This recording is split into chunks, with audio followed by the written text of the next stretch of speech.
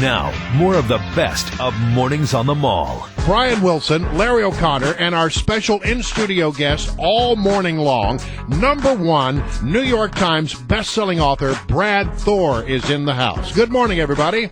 Good morning, Brian, and good morning, Brad Thor. Good morning, gentlemen. It's so good to have you here. If you are hankering to talk to Brad Thor about a whole host of things, not least of which any one of his novels, including his brand new one out this week, Hidden Order, please give us a call at 888-630-WMAL, 888-630-9625. I just got my copy. It is a beautiful book. And a very handsome picture on the back. Well, thank you. Well, and you know, in one of those rare instances, he actually looks like the picture on the back, which is nice. It's amazing what Photoshop can do. Well, Brad, you're the whole genre of thrillers, I think, over the last decade or 15 years, ever since 9/11, really took a turn. Suddenly, we saw tactics used by our enemies, by the terrorist enemies, used against us that at the time had only occupied the realm of novels, occupied the realm of thrillers, and your books really did come of age during this new global war on terror period that we've been living in.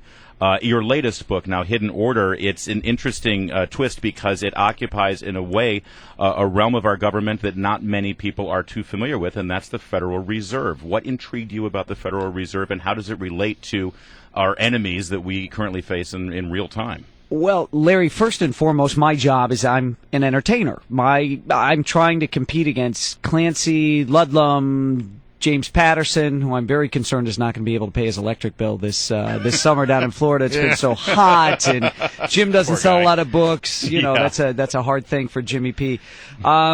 No, I want to entertain people. I want to give people book in the hand, toes in the sand, white knuckle thrill ride. If I've done that, I've done my job as an entertainer. But if you close one of my books and you finished reading it and you're smarter for having read the book, then I think that's icing on the cake. So I like to call that faction, where you can't tell where the facts end and the fiction begins. As a matter of fact, one of the greatest compliments I get paid is, Brad, I have to read your novels with my laptop open because I keep searching the things you write about. Yeah. Because you can't tell. Well, and so much of it is rooted in truth. And actually, the whole faction idea and the fact that it's, the old cliche is that it's ripped from today's headlines. Well, in a way, your last two novels were ripped from tomorrow's headlines when you wrote them.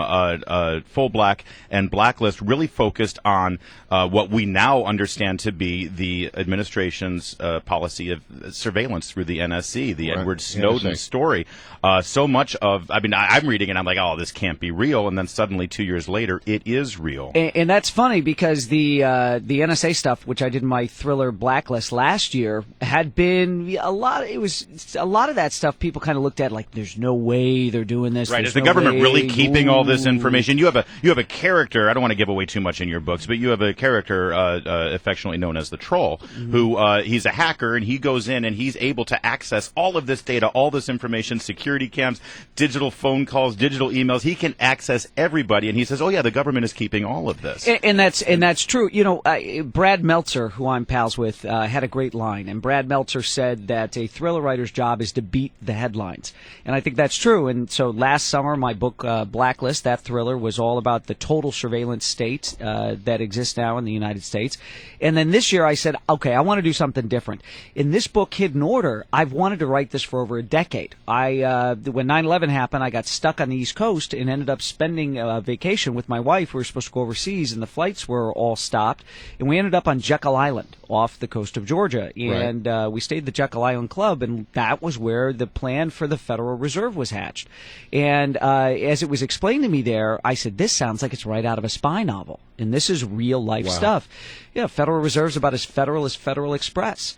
A lot of people think it's a part of the government, and it isn't. It's a private organization. And the more I looked into it, the more I dug. I said, this is thriller writing gold, and I'm going to try to find a way to weave this into a great heart-pumping tale.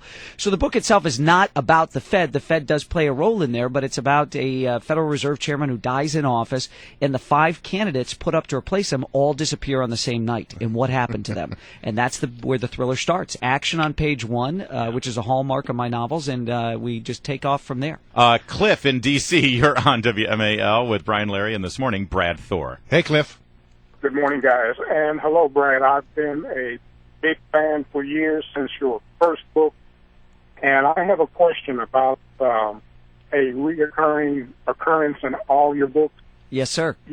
your main character seems to have an affinity for Parliament Funkadelic. Ah, yes. Cliff has found the Easter egg. I'd like to know why.